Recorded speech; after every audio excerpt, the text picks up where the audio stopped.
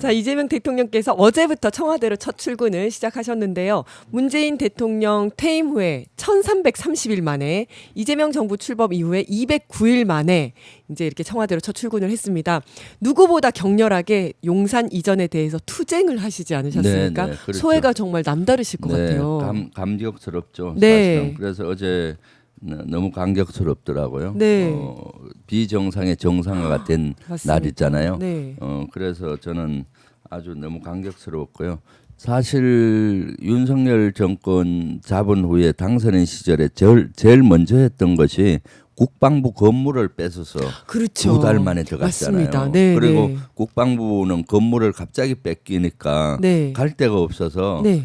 이 해서는 안 될 짓들이 너무 많이 이루어진 거예요. 네. 그럼 그 예하 부대인 합참 건물을 뺏어서 들어가고 합참에서는 또 갈 데가 없으니까 예하 부대인 시설본부 건물 뺏어서 들어가고 차례로 계속 그냥 차례로 네, 5번이나 이렇게 이루어진 거예요. 아이고 아이고. 예. 아이, 세상에 5,000년 역사를 통해서 어떤 왕도 이렇게 지어주지 않고 건물 뺏어서 들어가는 그러니까. 사람이 없어요. 그런데 마치 건물을 뺏어서 들어가고 그때 제가 일요일 날 윤석열 당선인 신분으로 이렇게 이전하겠다고 브리핑을 일요일 날 했었는데 네. 집에서 보고 있다가 너무 화가 나고 그때도 거짓말을 많이 하는 거예요. 네. 그래서 바로 택시를 타고 내란 때처럼 국회에 와서 바로 기자회견을 했어요. 저건 네. 너무 부당하다. 네. 저 가면은 안보 공백이 생기고 하늘도 뚫리고 도청도 염려가 되고 그리고 예산은 496억이면 된다고 했는데 네. 택도 없다. 1조 이상 든다 했는데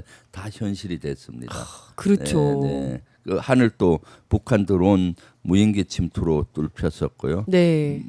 미국의 도감청도 뭐 됐었고 그렇죠. 맞습니다. 실제. 문제가 됐었죠. 네, 그런 것들이 문제가 됐지 않습니까? 네, 네. 그리고 또 실제 저기 가서 가장 안 좋았던 것이 12.3 내란에 씨앗이 자랐다. 네. 미군 기지 한국 기지 안에 대통령이 들어가니까 군과 밀착 관계가 되잖아요. 아, 그럴 그러니까 수도 착각을 있었겠네요. 느끼는 거죠. 예, 예. 만약 12.3 내란이 저기 안 들어갔다면은 군과 밀착 정도가 약하다고 생각을 해서 망설였을 수 있는데 그랬을 수도 거기서부터 있겠네요. 이제 씨앗이 자란 겁니다. 그래서 그런 것들을 그때 많이 지적을 했거든요. 그때도 이미 제가 구테타 얘기를 했어요. 네, 네. 그때는 실제 구테타에 취약한 구조다라고 네. 얘기했는데 뭔가 하면 대통령과 국방부 장관, 합참의장, 훈련권의 1, 2, 3위가 같은 장소에 있잖아요. 네. 그럼 미사일 두 발이면 끝나는 거예요. 야간에도 보세요. 한남동 관저에 보면은 국방부 장관도 같이 있고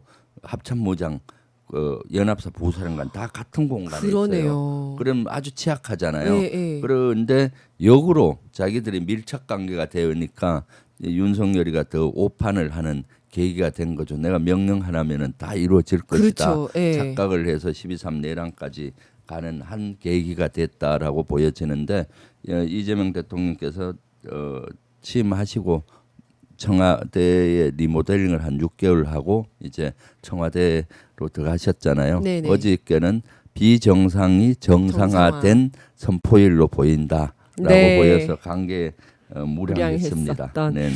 네, 알겠습니다.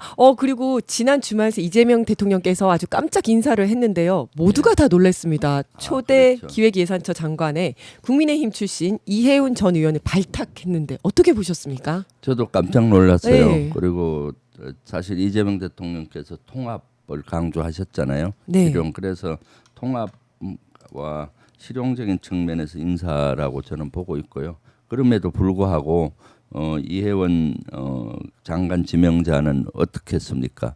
내란 동조했잖아요. 내란을 옹호하고 오히려 내란 탄핵을 하는 우리에게 내란 세력이라고 했던 네. 사람이니까 이것은 참 본인이 진짜로 장관으로 지명을 받아서 장관 하려면은 국민께 진정 어린 사과를 네. 하고 그 다음에 윤 어게인으로부터 관계를 끊고 네. 앞으로 어떻게 하겠다라는 다짐을 해서 국민을 설득을 먼저 시켜야 된다고 봅니다. 네. 그래야만이 된다고 보거든요. 그래서 이제 그런데 어저께 좀 아쉽더라고요. 이해운 장관 지명자가 첫 기자들 앞에 섰을 네. 때 장관이 되면 이렇게 하겠다만 얘기했지 거기에 대한 자기가 지금까지 행동한 내란을 옹호했던 행위에 네. 대해서 어떤 사과도 어떤 그것도 표명을 못했거든요. 네, 네. 이건 청문회장에서 할 것이 아니라 지금 당장 해야 된다고 전 보고 있습니다. 그래도 오늘 아침에 네.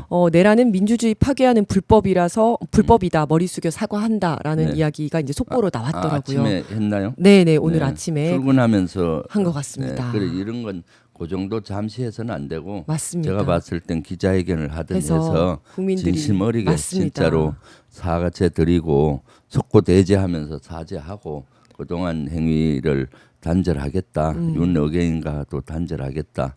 그런 것들을 진심 어리게 해야 된다고 봅니다. 그냥 출근 시간에 기자 묻는 답에 물어보니까 한마디 대답이 아니라 하는 정도가 아니라 그렇죠. 별도의 자리에서 한 번도 아니고 계속 네. 몇 번은 저는 해야만이 우리 국민들의 분노를 좀 누그러뜨릴 수가 네. 있어요. 지금 우리 국민들은 가장 중요한 게 뭡니까? 이재명 정부는 촛불 혁명, 빛의 혁명으로 네. 이루어졌잖아요. 12.3 네네. 내란을 제압하면서 국민과 함께 만든 정부이기 때문에 내란에 대해서는 척결 의지가 아주 강해야만 되는 거고 맞습니다. 그래야만 이재명 정부가 성공하고 민주주의가 되지 않습니까? 그래서 이재명 대통령께서 통합 측면에서 이제 지명을 했으면 이제 본인이 진짜로 전향적으로 그러한 자세를 보여서 국민을 설득시키고 이해를 구해야 된다라고 보여집니다.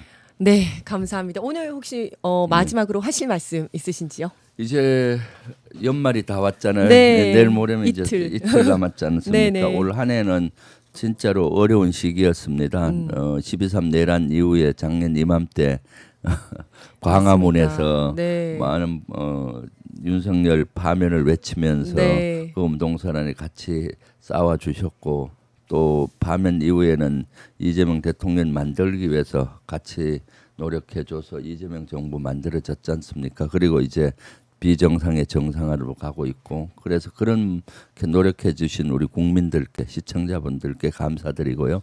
내년엔 보다 모든 분들이 원하는 거 이루어지고 이재명 정부 성공하고 경기도도 아주 이재명 정부를 뒷받침하는 경기도가 됐으면 좋겠습니다. 알겠습니다. 네, 네. 의원님 오늘 나와주셔서 감사합니다. 네, 감사합니다.